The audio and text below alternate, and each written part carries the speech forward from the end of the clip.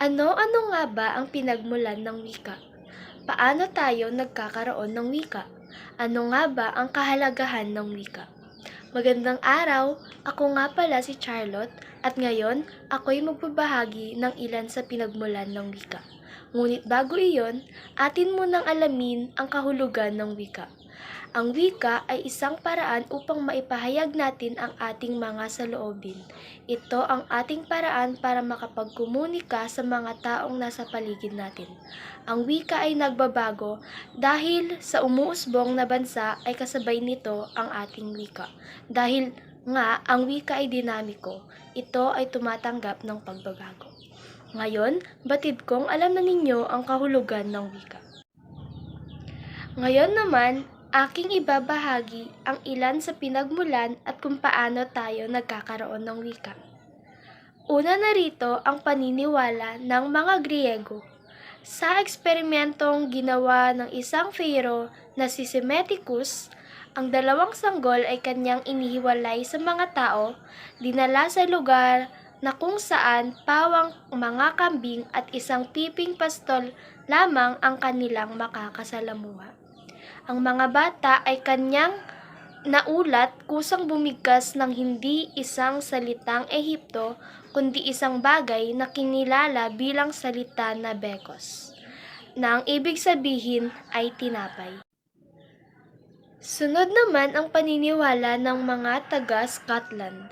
Ayon kay King James IV, nang siya'y magsagawa ng isang eksperimento sa mga bata at inulat na kusang nagsalita ng Hebreo ang mga bata. Patunay sa kanyang paniniwala na Hebreo talaga ang wika ng Hardin ng Eden. Sunod naman ang paniniwala sa teorya ng Toreng Babel.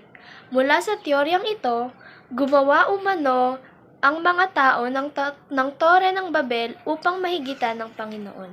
Subalit sila ay pinarusahan at lahat sila na gumagawa rito ay binigyan ng iba't ibang wika upang hindi sila magkaintindihan. Sa huli ay hindi sila nagkaunawaan at hindi na muling natapos o natuloy pa ang Tore ng Babel. Narito naman ang mga natural na tunog bilang paliwanag sa pinagmulan ng wika. Una, ang teoryang Bow-wow. Ang teoryang ito ay panggagaya sa mga nililikhang tunog ng hayop, tulad ng tahol ng aso, tilaok ng manok, at iba pa. Sunod naman ang teoryang ding-dong. Ang teoryang ito ay mga tunog na nililikha ng bagay sa kapaligiran, tulad ng tiktak ng orasan, tunog ng telepono kapag may tumatawag, at iba pa. Sunod naman ay ang tarara boom-de-ay. Ito ay ang mga tunog na nagmula sa mga ritual, katulad sa pagluluwalo tuwing 40 days ng patay. At ang huli, sa mga natural na tunog bilang paliwanag sa pinagmulan ng wika, ay ang teoryang pupu. Ito naman ay tunog na nilikha ng ating damdamin. Halimbawa, kapag tayo'y nagugulat, madalas tayo'y napapasigaw. Dagdag natin ang teoryang yuheho. Ito naman ay kapag tayo'y nagbubuhat, nakalilikha tayo ng tunog, at ito ay tinatawag na teoryang yuheho. Narito naman ang mga pisikal na pag-aangkop o adaptasyon ng tao bilang paliwanag sa pinagmulan ng wika. Una, ang ngipin. Sa tunog na t at d, parehong binibigkas ng dumidiit ang dulo ng dila sa mga harapang ngipin sa palatunugan ng wikang Filipino. Sunod naman ay ang labi. Ito ay ang pagbigkas ng p at b. Kapag nagsasara ang mga ito, nakalilikha tayo ng tunog. Sunod naman ay ang bibig. Bilang karagdagan, hindi tulad ng iba pang inga-pringata, maaring isara ng tao ang daanan ng hangin sa pamamagitan ng ilong upang lumikha ng maraming presyon ng hangin. Babagtingan, larynx, at lalaugan o pharynx.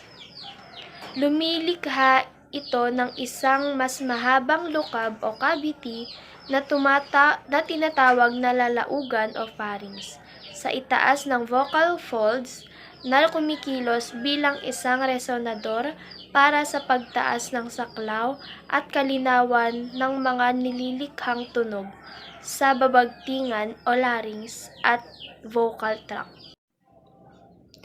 May mga paniniwala rin ang mga siyentista sa pinagmulan ng wika.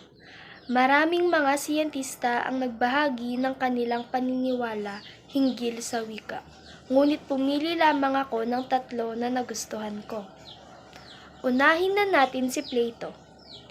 Ang kanyang paniniwala ay ang bagong silang na sanggol ay mayroon ng natatanging kaalaman hinggil sa wika. Sunod na siyentista ay si René Descartes.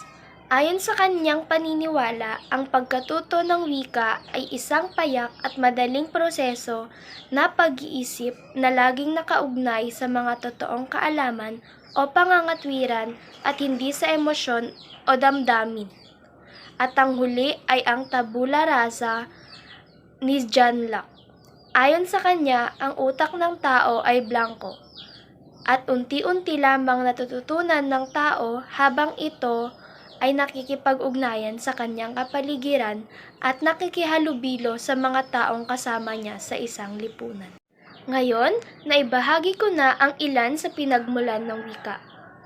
Akin namang sasabihin o ipapaliwanag ang kahalagahan ng wika.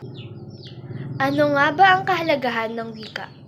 Sabi nga ni Bienvenido Lumbera, parang hininga ang wika.